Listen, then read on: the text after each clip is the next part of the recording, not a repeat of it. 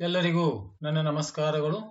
FA1 model question paper ರೂಪಣಾತ್ಮಕ ಮೌಲ್ಯಮಾಪನ ಪರೀಕ್ಷೆ 1 ಮಾದರಿ ಪ್ರಶ್ನೆ ಪತ್ರಿಕೆ 1 ತರಗತಿ 8ನೇ ವಿಷಯ ಗಣಿತ ಅನ್ನುವಂಥದ್ದು.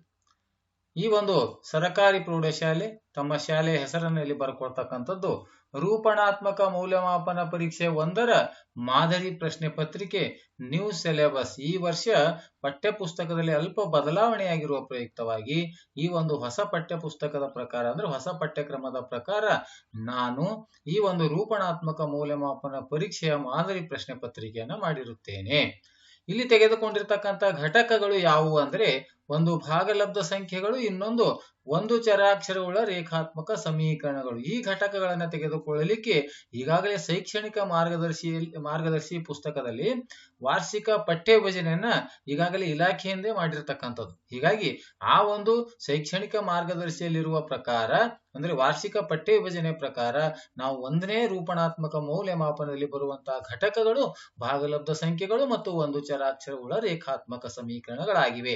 ಹೀಗಾಗಿ ಈ 2 ಘಟಕಗಳ ಮೇಲೆ ಈ ಒಂದು ಪ್ರಶ್ನೆ ಪತ್ರಿಕೆಯನ್ನ ಮಾಡಿರುತ್ತೇನೆ.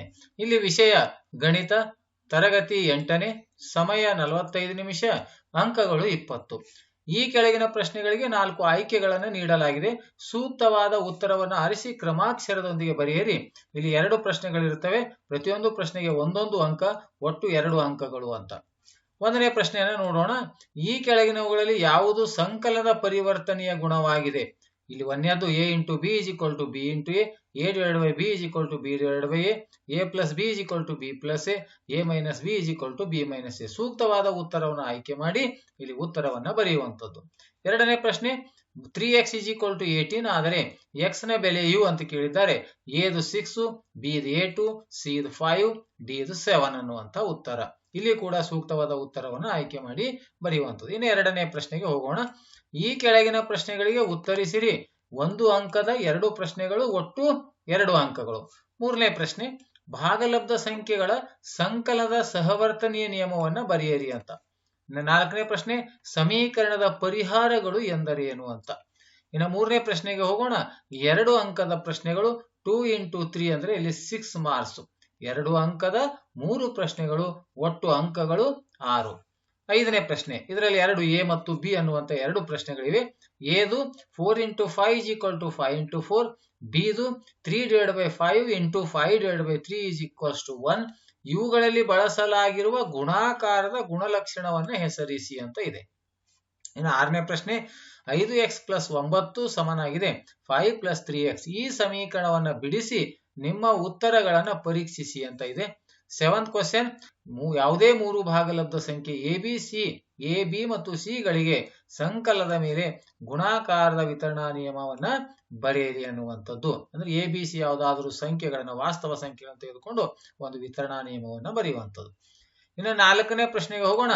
3 ಅಂಕದ ಪ್ರಶ್ನೆಗಳು, 3 ಅಂಕದ ಪ್ರಶ್ನೆಗಳು 2 ಪ್ರಶ್ನೆಗಳಿದ್ದು ಇಲ್ಲೂ ಕೂಡ ಒಟ್ಟು ಅಂಕಗಳು 6.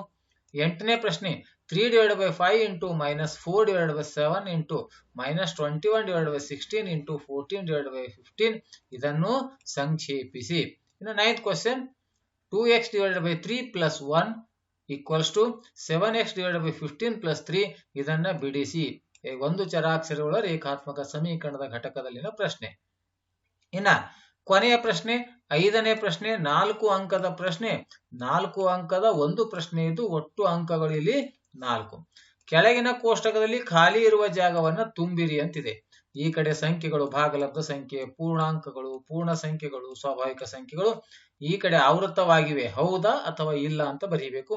ಸಂಕಲನ ಮೇಲೆ ಒಂದು ಆವೃತ್ತವಾಗಿದೆ, ವ್ಯವಕಲನ ಮೇಲೆ ಆವೃತ್ತವಾಗಿದೆ, ಗುಣಾಕಾರ ಮೇಲೆ ಆವೃತ್ತ ಆಗಿದೆ, ಹೌದಾ ಇಲ್ಲ, ಭಾಗಾಕಾರದಲ್ಲಿ ಆವೃತ್ತವಾಗಿದೆ, ಹೌದು ಇಲ್ಲ ಅನ್ನುವಂತ ಉತ್ತರವನ್ನು ಬರೀಬೇಕು.